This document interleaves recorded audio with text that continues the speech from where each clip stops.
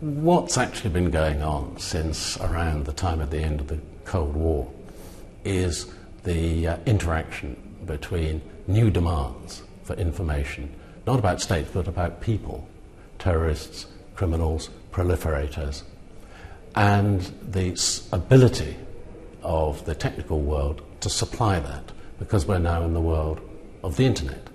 And so demand and supply have interacted. And the private sector has invested hugely in the ability of the technology to supply information about us as consumers.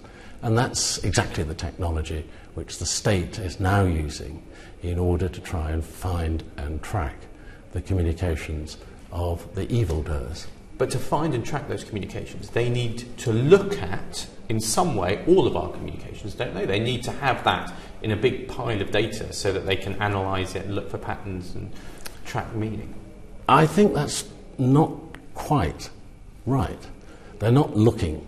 When you use the word "they're looking," to me that conjures up a human being with two eyes reading the stuff. Computers aren't conscious.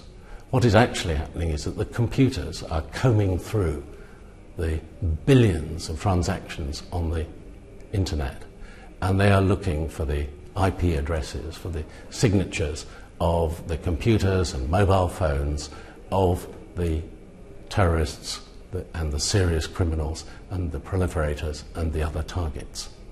So that's what's going on, and that's why it's so important to have access to communication data so that the agencies and law enforcement can find out who's in communication with whom. But nobody is reading all your emails or all my emails. I suppose the point is, you're saying the state isn't reading my email, but people are saying the state could read my email, and that's what worries me. Yeah, but are you prepared to support the opposite proposition?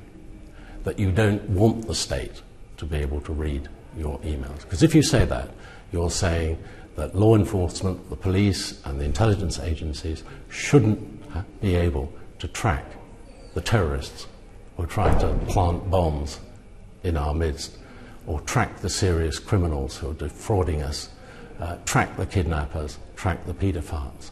I don't think the British public would support that. They want law enforcement and the agencies to have that capability, but they wanted control. And I'm satisfied that there is now that kind of control.